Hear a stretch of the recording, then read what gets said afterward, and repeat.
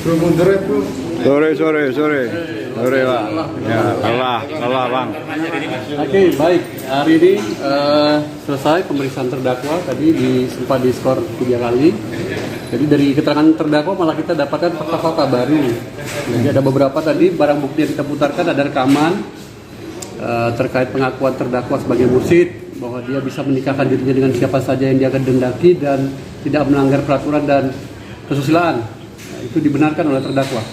Kemudian tadi ada foto salah satu pengurus yang datang kepada saksi meminta saksi tidak bersaksi, kemudian menyampaikan bahwa kejaksaan sudah dikondisikan. Nah, itu dibenarkan juga sama terdakwa bahwa orang yang bersangkutan itu bagian dari Sidikiyah. Kemudian tadi ada juga keterangan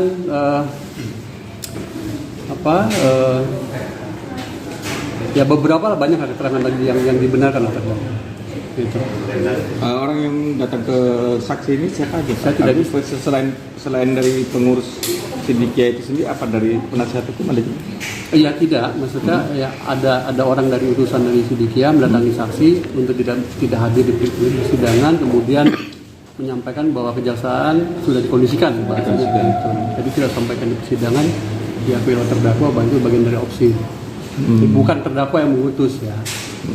Itu. Terus juga terdakwa mengakui sudah berpacaran dengan salah satu santri. Kemudian ada perdamaian, pencabutan laporan. Kami tanyakan kenapa pencabutan laporan, terdakwa tidak bisa menjelaskan masalahnya masalah apa. Artinya yang pencabutan laporan itu tidak sampai ke sini? Bukan, pencabutan laporan dalam perkara yang lain. Yang perkara yang lain? Dan atas nama salah satu santri. Tapi terdakwa menyampaikan bahwa dia cuma pacaran kenapa mesti dicabut, laporan apa, laporan pengaduan, kalau memang terdakwa tidak bersalah, kenapa ada pencabutan laporan dan perdamaian. Pertanyaan dia terdakwa tidak bisa menjawab dan dia menandatangani itu saja. Terus terkait pemecatan juga dia mengakui sudah menandatangani pemecatan, alasannya karena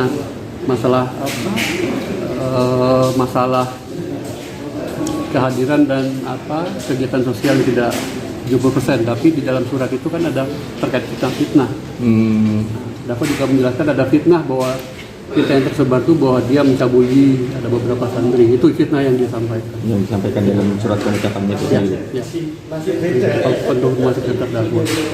Oke, itu poin-poinnya ya. Masalah pemecatan itu kan jauh sebelum ini masalah ini terjadi. Udah, ya setelah terjadi ini kemudian baru pemecatan Februari 2018. Kejadian itu Mei 2017. Pemecatannya Januari 2018. Ada 13 orang santri yang dipecat. Di dalam diktum surat keputusan itu berdasarkan pendapat-pendapat dauh-dauh para guru besar adanya fitnah yang berakibat kepada Sidikiyah dan organisasi Sidikiyah. Itu dasar pemecatannya.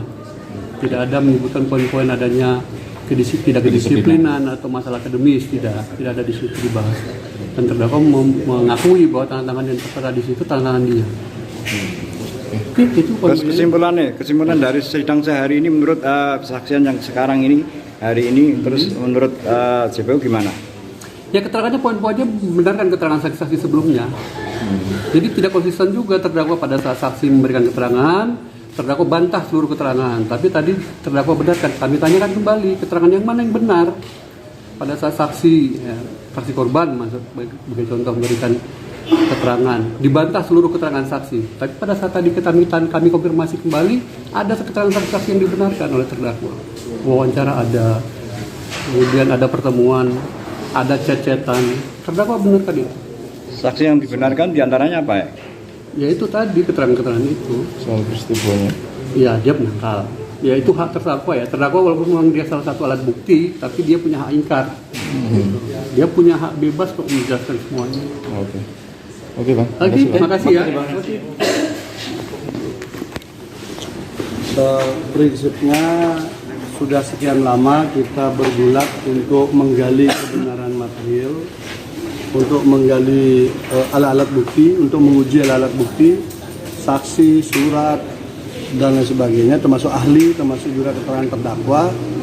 Maka saya kira segalanya kita serahkan sekarang dengan kearifan jaksa penuntut umum dan majelis hakim sebagai lembaga negara yang ditugaskan negara untuk mengawal keadilan. Jadi kita berharap JPU itu bisa menghitung fakta-fakta yang ada di persidangan dengan apakah peristiwa itu memang benar atau tidak. Jadi kita berharap sangat besar kepada JPU untuk bisa menjadi lembaga yang memang betul-betul bergerak untuk bersama-sama menegakkan keadilan. Tidak sekedar mesin penuntut umum dan juga hakim pun tidak sekedar menghakimi, tetapi dia menjadi sebuah bagian untuk munculnya keadilan. Jadi saya kira gitu, karena ini sudah proses keterangan terdakwa terakhir kan, sudah selesai semua dan ada fakta yang menarik. Peristiwa yang kedua itu kan muncul 2 waktu dari keterangan saksi. Ada yang mengatakan 18 Mei, ada yang mengatakan 20 Mei. Jadi ada saksi yang satu mengatakan bahwa untuk kasus si korban ini 20 Mei. Yang satu mengatakan itu 18 Mei. Ternyata di 2 hari angka itu, dua-duanya itu sudah tadi kita hadirkan bukti bahwa Mas Beki itu justru tidak ke TKP sama sekali. Karena ada kegiatan persiapan jelajah desa. Bukti-bukti rapatnya ada, persiapannya ada dan sebagainya. Jadi artinya secara alibi tidak mungkin ada sebuah peristiwa di sebuah TKP di mana yang orang yang dituduh sebagai pelaku tidak ada di sana, tapi justru dia hadir di tempat yang lain. Ini untuk peristiwa kedua. Jadi menjadi linier dengan keterangan saksi yang lain yang disebut melihat WA ancaman, yang kemudian disebut menggonceng sepeda motor, atau yang menyiapkan termos bersih minuman air panas. Itu linear karena mereka mengatakan semua tidak pernah ada peristiwa itu. Ternyata tadi sudah muncul alibi di mana di waktu yang sama yang disebutkan salah satu saja, ini tidak dua-duanya. 2 waktu itu berada di tempat lain, bukan di TKP. Dengan ada bukti foto, kebetulan ada orang nge-share kegiatan itu, beliau ada di situ memimpin rapat. Jadi persiapannya jelajah desa dan lanjut kemudian persiapan berangkat jelajah desa. Dan itu semua berangkat dari pondok, bukan dari TKP. Bang, terkait masalah keterangan dari saksi yang sebelumnya dibantah dan dibenarkan itu, apa aja yang dibenarkan, Bang? Saksi yang dibenarkan adalah ada proses pengenalan, interview, tetapi lokasinya salah. Lokasi itu di teras, itu sama semua. Tidak ada spesial hanya korban dibuatkan tempat tersendiri, gitu nggak ada. Sama semua dan itu linear dengan saksi-saksi yang lain yang mengatakan ada di situ. Kemudian proses bahwa ada pernah didatangi orang rame-rame itu memang betul, tapi konteksnya adalah konteks organisasi di mana ada gerakan yang ingin menumbangkan beliau untuk berhenti menjadi ketua umum OPSID, Organisasi Pemuda Sidikiyah. Dan beliau sebenarnya menyampaikan tidak masalah saya kalau diganti, yang penting itu atas perintah Pak Kiai, karena yang menunjuk beliau adalah Pak Kiai gitu loh. Jadi posisinya di sana dan beliau menyampaikan bahwa nama-nama beliau memang ditempatkan di berbagai lembaga maupun di berbagai usaha, tapi beliau tidaklah fokus di usaha itu ataupun di lembaga itu, termasuk di IMQ maupun MQ gitu. Karena beliau juga mengatakan linear dengan saksi sebelumnya, beliau memang pernah disuruh, dimintai untuk mengajar, itu mengisi ruang kosong tahun 2012. Tahun 2013 sampai sekarang itu tidak pernah mengajar, jadi tidak pernah menjadi guru. Dan itu linear juga, walaupun saksi korban mengaku bahwa dia gurunya, tetapi di sidang juga mengaku tidak pernah diajar oleh korban. Hanya tidak ada relasi hubungan guru dengan murid juga di sana gitu. Bang, tadi JPU juga menyatakan kalau Mas Beki ini sendiri pernah diakui berpacaran dengan salah satu saksi dan juga ada laporan yang pernah dicabut. Itu seperti apa, Bang? Bukan. Jadi mengakui pacaran betul. Kemudian bahwa pernah ada kasus, iya. Kasus itu kemudian selesai dengan kesepakatan, itu tidak betul. Kenapa? Karena kesepakatan mereka itu berada kalau nggak salah di 2018. Selisih setahun itu baru kasusnya itu berhenti dengan pertimbangan dari penyidik adalah tidak cukup bukti. Nah, kenapa tidak cukup bukti? Pertama, karena mereka hubungannya hubungan pacaran. Tahun Kedua, 2018 ya? ya artinya dari laporan ya, dia pacaran. Tetapi juga pacaran pun tidak sampai berhubungan sangat jauh. Tetapi sangat kuat potensinya yang bersangkutan adalah orang yang kecewa karena tidak berlanjut proses setelah pacarannya gitu loh. Jadi itu posisi yang ada dari peristiwa itu. Dan itu tidak ada dalam dakwaan sebenarnya. Itu hanya bumbu-bumbu saja. Karena di dalam dakwaan JPU kan tidak disebutkan itu. Karena tugas kita di pengadilan ini kan menggali dakwaan sebenarnya. Dakwaannya itu benar atau tidak. Ada 2 peristiwa, ada beberapa nama yang disebutkan kan begitu. Jadi kita lihat 2 dakwaan itu. Yang kalau yang disebut mantan pacar itu kan sudah bukan terkait dakwaan. Itu kan Kayak abang punya pacar, besok-besok dilaporin polisi dibilang perkosa gimana? Bang, Sudah pacaran. Bang itu kan tadi di luar dakwaan. Apa nggak ada keberatan dari JPU untuk menanyakan keberatan dari kuasa hukum terhadap JPU? Aturan main yang dibangun oleh hakim itu masing-masing pihak diberikan waktu sebebas-bebasnya bertanya apa saja, tidak boleh disela. Sehingga kami berikan saja. Toh juga nggak ada maknanya. Kenapa nggak ada maknanya? Karena nggak ada dalam dakwaan. Toh juga kemudian laporan itu sudah SP3. Kalau kasus sudah di SP3 dan bukan delik aduan, ini ya, nggak ada istilah perdamaian itu menyebabkan kasus itu berhenti. Karena itu bukan delik aduan, itu delik umum. Delik yang harus diukur dengan alat bukti, terbukti atau tidak. Sehingga ketika itu dianggap tidak cukup bukti oleh penyidik, maka kasusnya dihentikan setahun kemudian. Jadi yang menghentikan itu bukannya terdakwa, bukan juga pelapor. Jadi yang menghentikan itu adalah penyidik. Itu. Sehingga tidak ada korelasinya. Justru yang muncul adalah beliau menjelaskan tentang perbedaan. Ini kan sering cara pandangnya berbeda. Baik JPU maupun hakim dan kita pun menganggap sistem pendidikan di Ponpes itu sama persis dengan apa yang ada di formil yang lain. TK, SD, SMP, SMA, kemudian kuliah gitu kan.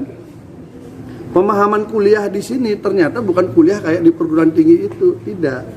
Itu puncak pelajaran thoriqohnya yang langsung diajarkan oleh Pak Kiai. Sehingga dosennya, gurunya yang mengajarnya itulah Pak Kiai, dibantu oleh beberapa guru yang lain gitu loh. Jadi tidak ada jadi sarjana apa sebenarnya tidak ada di situ. Bang, penegasan lagi. Ya. Itu di SP3 atau dicabut? SP3 ya. SP3 bukan dicabut. 2017 itu. Yang dilaporkan enggak pelapornya tuh yang mantan pacar. Ini kan proses ini apa namanya? Pelapornya itu dia melaporkan, kemudian setelah mereka baik kembali, itu polisi tidak menghentikan, tetap melanjutkan sekitar setahun kemudian baru kasusnya dihentikan karena tidak cukup bukti. Gitu. Menurut jenengan dalam persidangan ini, dalam dakwaan apa yang istilahnya meringankan untuk pihak klien jenengan? Dakwaan itu kan isinya ada identitas, ada kronologis perbuatan pidananya apa gitu ya. Di sana disiapkan ada dua peristiwa. Karena itu ditambah pasal 65 perbarengan konkursus itu. Nah sekarang dari 2 peristiwa itu, dua-duanya tidak mampu dihadirkan secara kualitatif bahwa itu peristiwa benar adanya sampai terakhir.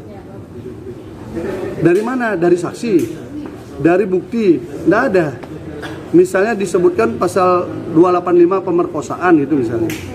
Kita tadi hadirkan chatnya tuh, kita konfirmasi betul. Masa ada orang habis diperkosa besoknya ngechat saya? Di mana ada rumusnya itu? Kan ada. Nah justru yang ada jawaban-jawaban terdakwa di sana istilah jengkel gitu loh. Dan kita konfirmasi kenapa Anda menjawab dengan rada jengkel gitu loh.